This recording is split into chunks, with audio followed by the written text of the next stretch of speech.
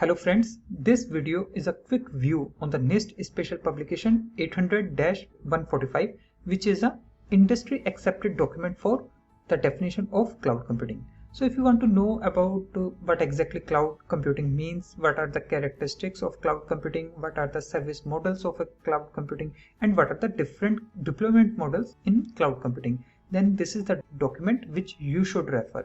As per this document, the cloud computing is a model for enabling ubiquitous, convenient, on-demand network access to a shared pool of configurable computing resources such as network, servers, storage, application, and app services that can be rapidly provisioned and released with minimum management effort or service provider interaction. So that's what a cloud means. So if anything which is having all these properties, then we call it as a cloud.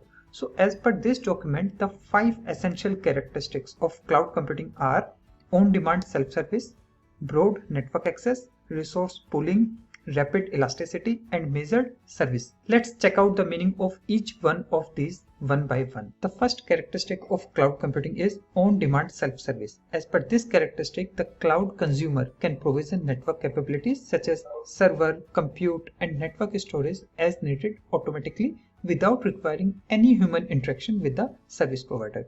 Means the consumer can provision the resources from the pool using on-demand self-service. They manage their resources by themselves without talking to a human administrator. So the next characteristic is broad network access. As per this characteristic, the resources are available over a network without any need for direct physical access. Also, there should never be any bandwidth bottlenecks. This can be achieved by using technologies such as routing techniques, load balancing, multi-site hosting. The network is not necessarily the part of this service. So the next characteristic of cloud computing is resource pooling. As per this characteristic, the cloud provider abstract the resources and collect them into a pool. So resources can be allocated to the customer from the pool resources based on some policy as per the account of that particular customer. These characteristics make the cloud a financially viable model. Example of resources are storage, processing power, memory, and network bandwidth. So the next characteristic is rapid elasticity. This characteristic allows the consumer to expand or contract the resources they use from the pool. We call this as provisioning and deprovisioning. Often this is completely automatic process. This allows them to more closely match the resource consumption with demand. For example, adding virtual servers, compute, memory, or demand as the demand will increase, and then shutting them down when the demand will drop. The next characteristic is rapid elasticity. This characteristic allows consumer to expand or contract the resources they use from the pool. We call this as provisioning and deprovisioning. Often this is completely automatic process. This allows them to more closely match the resource consumption with demand. For example, adding virtual server, compute, memory as the demand will increase, and then shutting them down back when the demand will drop. And the next service is measured service.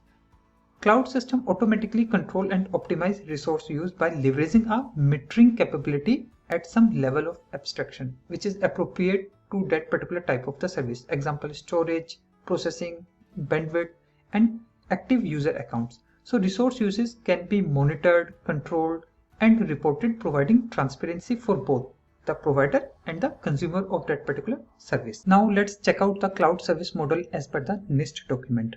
The service model means that how exactly the customer will get the service from the cloud model. So there are 3 different cloud service model as per this NIST document. These are software as a service, platform as a service, and infrastructure as a service. Let's take these one by one. First one is software as a service, or we call it as a SaaS, SaaS. In this service model, the full application is managed and hosted by the provider only, means cloud service provider. Consumer just access it with a web browser, mobile app, or a lightweight client application. Cloud service provider in case of SaaS is responsible for everything like administration, patching, updating the software as well. The cloud customer is basically only involved in uploading and processing of the data on a full production environment, which is hosted by the cloud service provider. So CSP, cloud service provider, is responsible for all the infrastructure, compute, operating system, storage, and the application itself. End user only sees the application.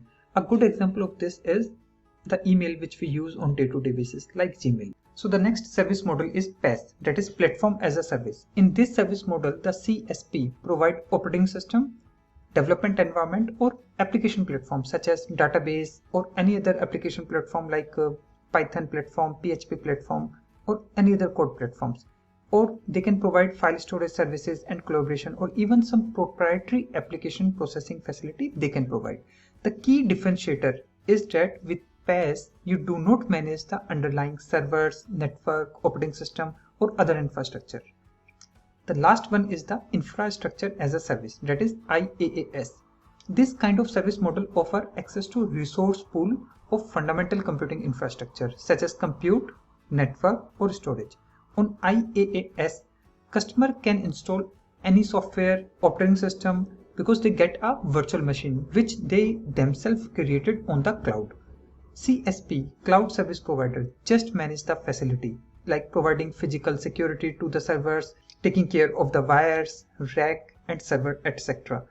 And the customer will be responsible for all logical resources such as software, security, logical security, operating system. The CSP simply supply the compute, storage and networking function in this particular model. And in the last, this document provide information on the way the cloud can be deployed in any environment. So as per this document, the cloud can be deployed in 4 different ways. These are public cloud, private cloud, community cloud or hybrid cloud.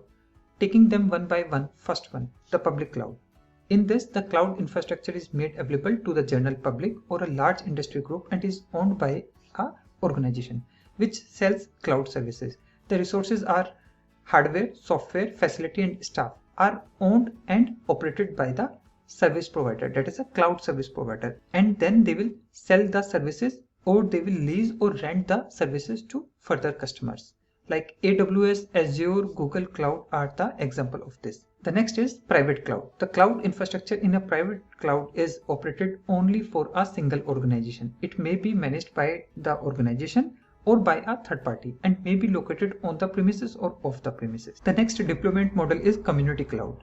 In this, the cloud infrastructure is owned and shared by several organizations and they support a specific community that has shared concern. Example, a particular mission, a security requirement, policy or compliance consideration.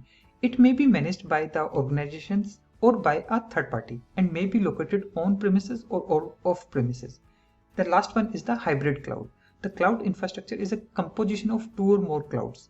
Example, private community or public community type of the cloud that remain unique but are bound together by standard or proprietary technologies that enable data and application portability. Example of this is cloud busting for load balancing. So this is all in the NIST Special Publication 800-145 document. So keeps on watching for more such information videos and create a strong understanding of the standards and guideline document.